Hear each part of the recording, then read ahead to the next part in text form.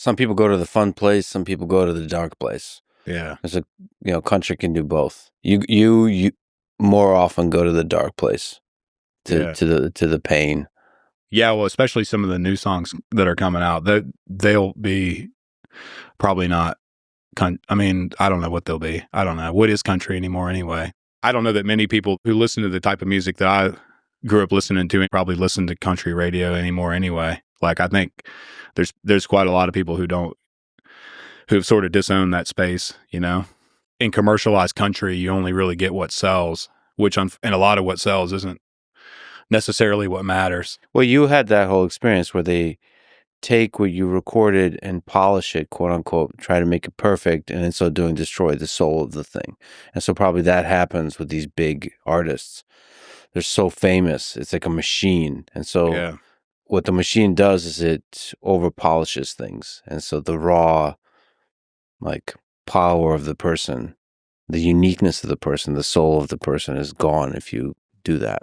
Yeah. Well, I think professionalism and applying the tactics of corporate America to anything that is baseline artistic is not going to end well. They're all individually brilliant, but together this corporate speak comes out. Yeah. Just the soul of the people dissipates. It disappears.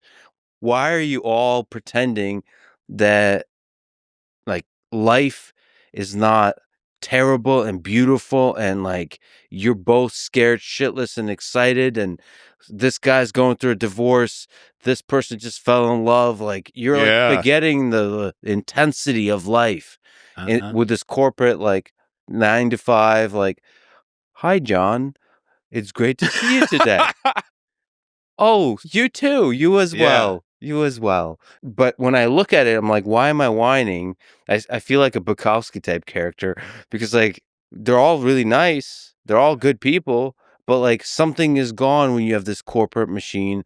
Well, they're there to fill a role contractually. And I think if they bring too many of their human elements into that, then they jeopardize losing their sense of security. And it's all just out of fear. It's out of fear of losing your job. I mean, it's the reason why all the songs say Oliver Anthony and not Christopher Lunsford on them, it's fear of, it's so difficult to, especially now it seems, I mean, who knows? I was never around in the 40s or 50s to work a job. I'm sure they were probably pretty miserable back then, but they talk about now, how difficult it is, the impossibility of having a single family household or anything else. But when you find a decent paying job that you can do without it just torturing you every day, that's a pretty important thing now, and so it's pretty easy to kind of turn yourself into a robot for 8 or 10 hours a day out of fear of, it's you don't want to be yourself too much because maybe part of yourself isn't something that's accepted in this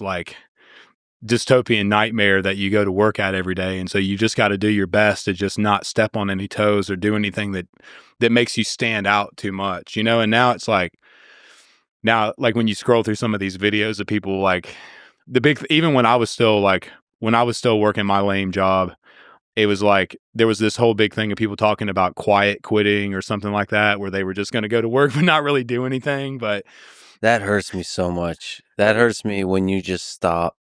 When you're there, but you're not really there.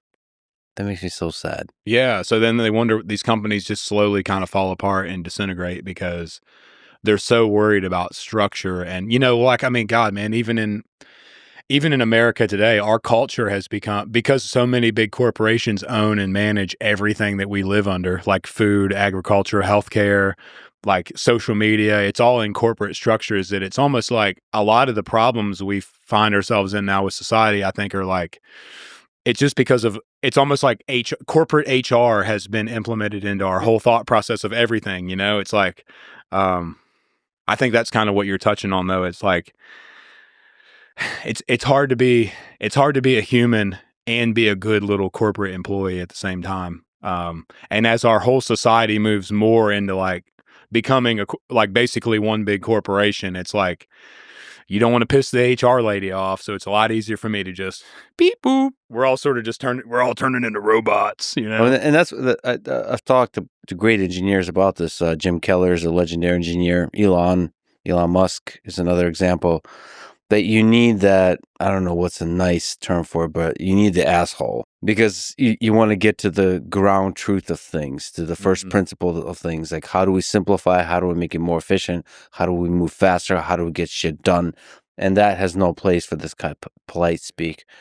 And then, other great team members swoop in and like repair the damage that the tornado has done. Do you think that's because I'm not super well versed about all this, so I'm probably dumb to even mention it. But this guy who's been helping me with doing a documentary, he's been following me around since the very first show at August of 23.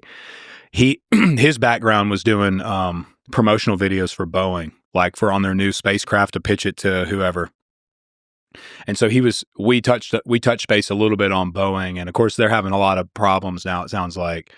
And he was comparing that with SpaceX, or with, like that I think it's that exactly what we touched on with that thought process of that sort of dehumanization within companies. I think that's what ultimately causes, maybe, I don't know if there's a connection there or not, but it seems like Boeing is would be more of that. They don't have that tornado. They're very like he was telling me, even just with his protocols and some of the people he worked with, like everything's just very, lightly touch everything. No one, don't touch anything too hard. So it's not just HR. It's just this managerial class where it's like Bob from this department has to schedule a meeting with John from this department and Debbie. Like they have to have a meeting 2.5 weeks from now, and then there's paperwork, and that bureaucracy that's created in the managerial class just slows everything down. And one of the things that slowing everything down does is it really demotivates the people that are actually doing the shit. Like the people on the ground, the engineers that are building stuff. It's, again, soul drenching to like be excited, show up, and now you hit this wall of paperwork. Like you have to wait for John and Debbie, and I forgot the third guy's name that I imagined in my head, to have a meeting. And then you kind of slow down and you disappear in terms of that fire, that passion that's required to create big things. So yeah, because they don't believe, there's a lack of leadership, and if they don't believe in that leadership, then why the hell would they be motivated? I mean, I remember a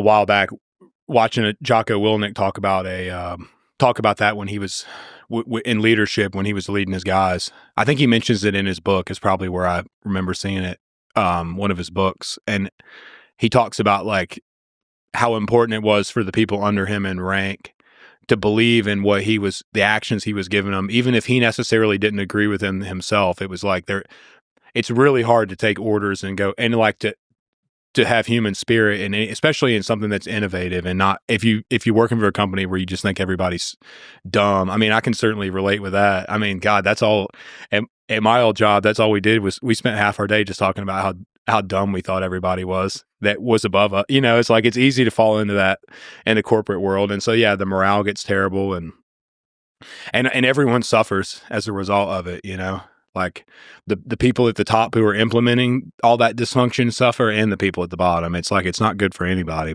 I had thought, now that I'm doing this, that I could escape away from that, but that exact same mentality and that dysfunction and that inefficiency, like I still battle it every day. That's why it takes unique characters to lead the way. Such unique characters are very much needed in the music industry to revolutionize everything, cut through the bureaucracy, the bullshit that ultimately is just a machine that steals money and doesn't get anything done, really.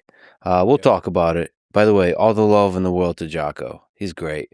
I've been going through lots of ups and downs in life, lots of low points for myself over the past 3 years, really, but recently especially, and he always texts in this very high testosterone way of like you good, bro?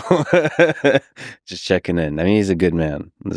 He's obviously an inspiration to millions of people, but also just is a good human being himself. So maybe one thing that we felt similarly, I would imagine you way more than me, is just feeling like, wow, I have the ability to influence, or the ability to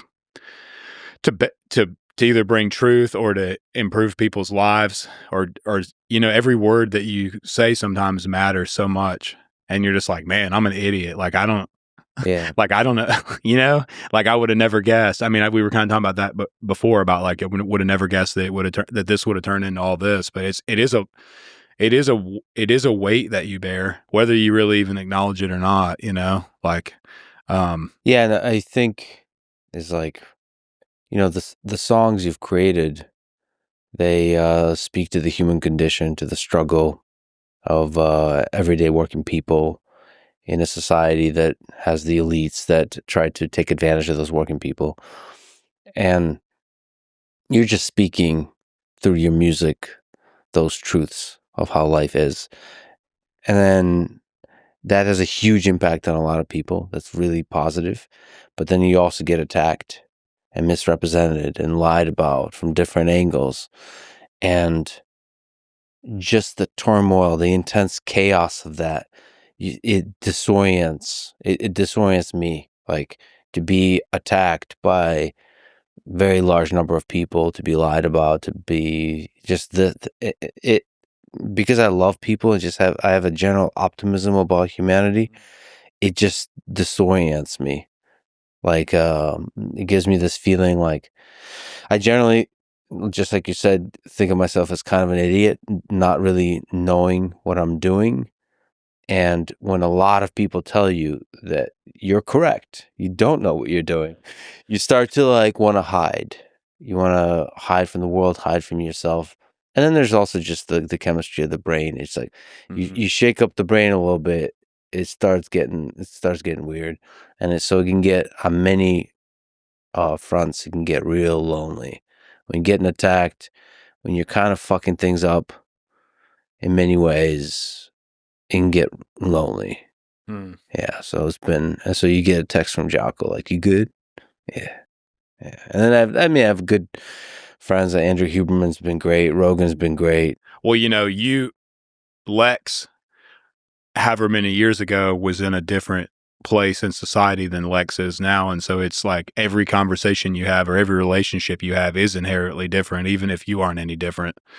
Friends that you had from before, maybe, or even just new people you meet, your interactions with them are going to be a lot different than if this wasn't a thing. And so it's like that can be tricky too. When you've spent your whole life, from the time you're 3 years old and you're starting to play with other kids and like developmentally learning like how to share and how to interact, and you're playing, you're playing on the playground with kids and learning how to like set rules and boundaries and how to like basically fit into society. And like, so you have this whole learning pattern up until whatever point in time when success happens. And then it's like all that shifts pretty dramatically all, in a relatively short period of time. And so like, how do you think like managing your previous friendships or your how has that been tricky for you, or like, yeah, it's been tough. I value deep, close, long-term friendships. And yeah, but I mean, I have amazing friends, but they certainly do treat me a little different. They bust my balls noticeably less. Yeah. And Like, you need that sometimes. Not sometimes, all the time. First of all, it's how dudes show love, is making fun of each other. At least my friends. Yeah. Like, Yeah. when you watch, man, I'm gonna get in trouble, but when you watch like women interact, they're often like really positive towards each other. Like, oh, you look great. This, like, yeah. Yeah. When you watch dudes interact, like close friends, they're just like, busting each other's balls nonstop, making fun of each other. And so, yes, that has been a little bit harder. I try to break those walls, but that's why with the famous friends, it's a little bit easier because they can still, like, Rogan roasts me nonstop. And it just feels good. I just sit there and get made fun of, and it's great. Yeah. It's great. And I still do it all the time. It's just a different experience now, but I'm like a Goodwill junkie. Like, most of even my clothes were from Goodwill, but like I have this I have this like addiction with buying paintings from Goodwill, like the Nice. $8 paintings where it looks like somebody was following along with like a Bob Ross Yeah. video and it didn't work out quite right. Like I buy every one of those. Yeah. I'll go in there and buy like 10 of, and so just even, anytime you got into public now, it's just like, it's going to be a little different than it was. I don't know if that makes sense or not, but Yeah, for sure.